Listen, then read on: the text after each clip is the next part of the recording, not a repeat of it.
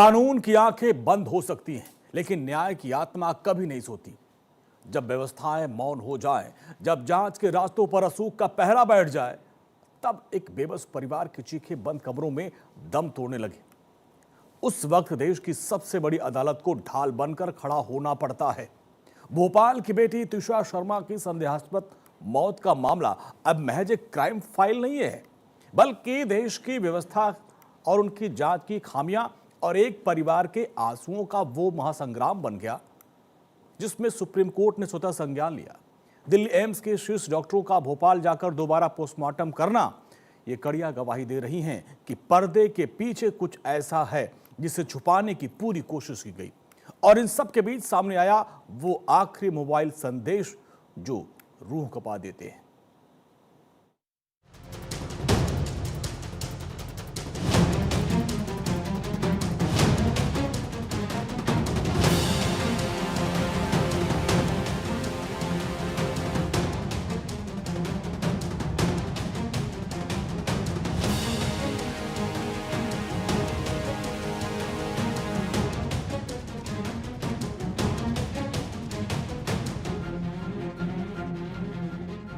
न्याय की चौखट पर जब एक मजबूर परिवार ने दस्तक दी, तो देश की सर्वोच्च अदालत ने उसकी पीड़ा को समझा।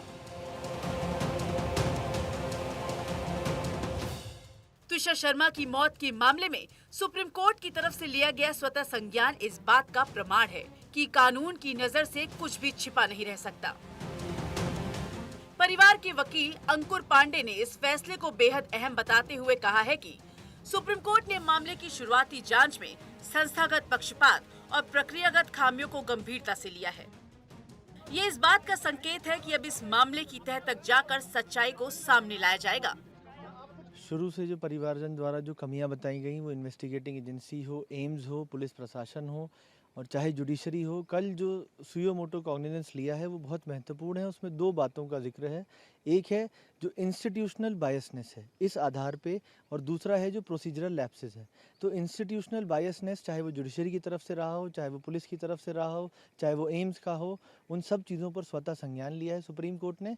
और मंडे को इसकी हियरिंग लगी है जिसमें सिद्धार्थ लूथरा सर अपीयर हो रहे हैं। हमें उम्मीद है कि इसके बाद वहाँ से जो भी दिशा निर्देश जारी होंगे, इसका इन्वेस्टिगेशन प्रॉपर होगा। जैसे जैसे इस मामले की कड़ियां जुड़ रही हैं, कई चौंकाने वाले और भावुक कर देने वाले पहलू सामने आ रहे हैं। पुलिस की पूछताछ में त्विषा के पति समर्थ सिंह ने माना कि बीती 17 अप्रैल को प्रेगनेंसी की पुष्टि के बाद से ही दोनों के बीच तनाव बढ़ गया था। मौत से कुछ घंटे पहले भी दोनों के बीच अजमेर यात्रा को लेकर गंभीर विवाद हुआ था। लेकिन इस कहानी का सबसे दर्दनाक हिस्सा वो संदेश है जो त्विषा ने अपनी मां को भेजे थे।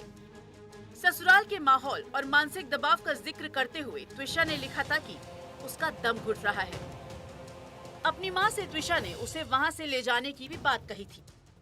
इन चंद शब्दों ने उस खामोश दर्द को बयां कर दिया है जिसे त्विषा अपने भीतर समेटे हुए थी। माननीय मुख्यमंत्री जी का भी बहुत बहुत धन्यवाद कि जिन्होंने संज्ञान लेते हुए अपना रिकमेंडेशन दिया सीबीआई के लिए और हमारी दर्द को समझा। और सभी मीडिया वासी को, सभी देशवासियों को बहुत बहुत धन्यवाद। ये केस त्विषा का एक नज़ीर बनेगा, एक न्यायिक प्रक्रिया को मजबूत होगी और आगे कोई बेटी के साथ में ऐसा करने से पहले 10 बार सोचेगा। सच्चाई को साबित करने के और पहली पोस्टमार्टम रिपोर्ट के संशयों को मिटाने की दिशा में भी काम शुरू किए जा चुके हैं। इस कड़ी में दिल्ली एम्स के फॉरेंसिक विशेषज्ञों की टीम भोपाल पहुंची, जहां भोपाल एम्स के अंदर कैमरों की चौतरफा निगरानी में त्विषा शर्मा के पार्थिव शरीर का दोबारा पोस्टमार्टम किया गया। इस पूरी प्रक्रिया की एक एक सेकंड की वीडियोग्राफी कराई गई ताकि सबूतों के साथ रत्ती भर भी छेड़खानी की गुंजाइश न रहे। सुप्रीम कोर्ट ने सुयो मोटो लेते हुए इसकी न्यायिक प्रक्रिया को अपने अंतर्गत कराने के जो आदेश दिए हैं, हम बिल्कुल इसका तहे दिल से माननीय सुप्रीम कोर्ट का आभार व्यक्त करते हैं। और ये हमें लगता है कि अब जो मृतका त्विषा शर्मा है उनको जस्टिस जरूर मिलेगा। दोबारा पोस्टमार्टम होना भी इस बात की गवाही है कि पहली बार की गई जांच में किस कदर लापरवाही बरती गई थी, जिसके बाद पीड़ित परिवार को सड़कों से लेकर कोर्ट तक एक लंबा और थका देने वाला संघर्ष करना पड़ा। कानूनी औपचारिकताएं इतनी पेचीदा थी कि परिवार को अपनी लाडली के शव के अंतिम संस्कार के लिए भी 12 दिन तरसना पड़ा। लंबे इंतजार के बाद नम आंखों, कांपते हाथों और सिसकियों के बीच त्विषा का अंतिम संस्कार किया गया। ये जो सुओ मोटो एक्शन जो लिया है, ये एक आम आदमी का जो है न्याय व्यवस्था पर विश्वास बनाए रखने के लिए एक बहुत ज़रूरी कदम था, जो सुप्रीम कोर्ट का हम आभार प्रकट करते हैं कि उन्होंने इस कदम को उठाया। परिवार का कहना है कि उनकी बेटी तो लौट कर नहीं आएगी, लेकिन सुप्रीम कोर्ट के हस्तक्षेप ने न्याय की उम्मीद को मजबूत किया है। त्विषा शर्मा आज इस दुनिया में नहीं है, लेकिन उनके पीछे छूट गए हैं कई अनुत्तरित सवाल।